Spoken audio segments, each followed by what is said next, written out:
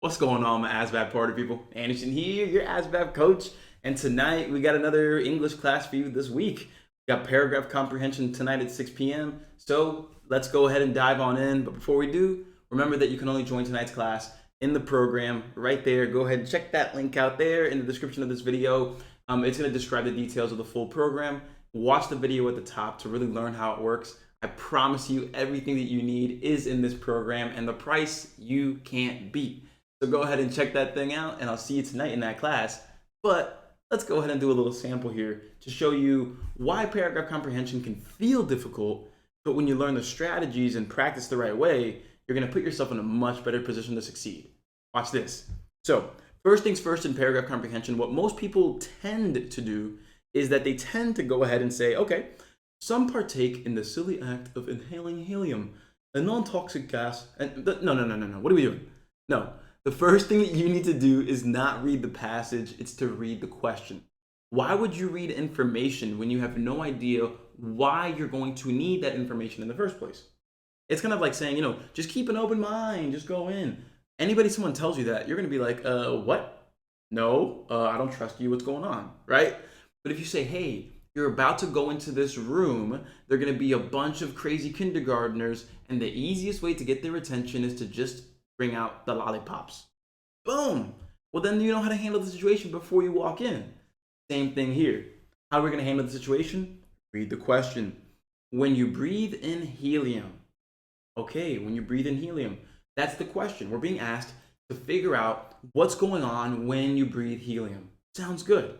And so this is called an inferencing factual question. What does that mean? Well, it means that, this is a more factual question directly. And what this means is, one of these answer choices is directly supported by the passage. The rest of them are not. So you need direct connection between the answer choice and the passage to make sure that it's correct. Remember that it is not about what you personally know. It's about what the passage supports.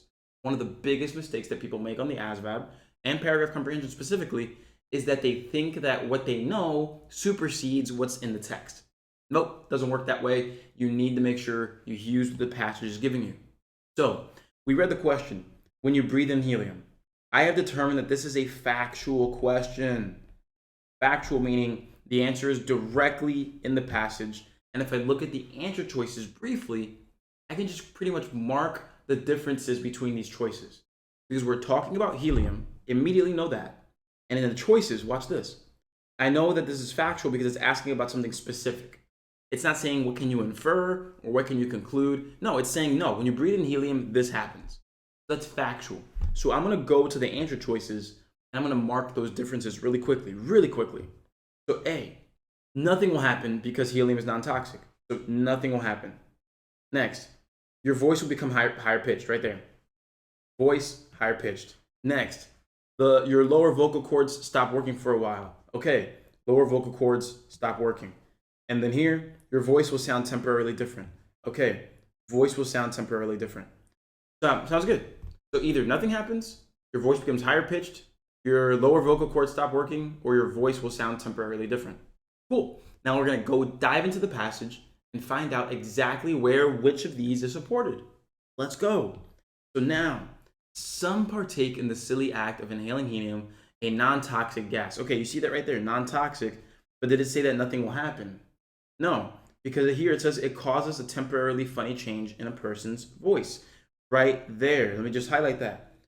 Causes a temporarily funny change in a person's voice. Temporary change. Your voice will sound temporarily different. Look at that. I already determined that the answer was D from the very get-go. Now, to prove that A, B, and C are incorrect, let's just go ahead and go through the end of the passage, right? But we've already found it. We're good, but let's go ahead and just make sure. Instead of altering the pitch of your voice to sound higher, the natural frequency of your throat changes so the low chords are less prominent as before. So I got the higher pitched in there and I got lower chords. So let's see here. Instead of altering the pitch of your voice to sound higher, instead of making the voice higher. So no, they are not becoming higher pitched. They are not becoming higher pitched. Instead of doing that, it says, The natural frequency of your throat changes so the low chords are less prominent. What does less prominent mean? Less prominent means not as strong as before. And so, what is C saying? The lower chords stop working for a while. So if something is not as strong as it was, does that mean that it's not there at all? No. Less prominent just means it's a little weaker. It doesn't say it stops working. It's just a little weaker. And so no, C is not the answer, and A isn't the answer either, because something does happen.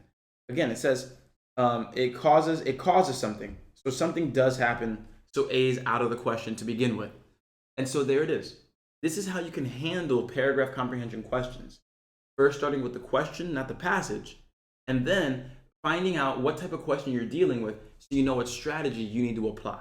That's the best way to handle this. That's the best way to move forward, because at the end of the day, what's most important to you is making sure that you know how to get the question right and not feel like you're being lucky in some sense or another, right? So with that said, everybody, I am Anderson. I am the ASVAB coach here, and I want you guys to go ahead and check out the ASVAB All-Access Program so we can see more of these classes. That way you can get the score you want and the job you deserve. So there's a link in the description of this video. Click that to learn more about the program and watch the video at the top so you see how it works. And if you have any questions on it, shoot me a text. All the classes, recordings, 800 video solutions for math problems, 2,000 total problems with more on the way, practice tests, and best of all, you get to text me whenever you need help. That's how this works. Let's ace the ASVAB and see you in tonight's class. Cheers.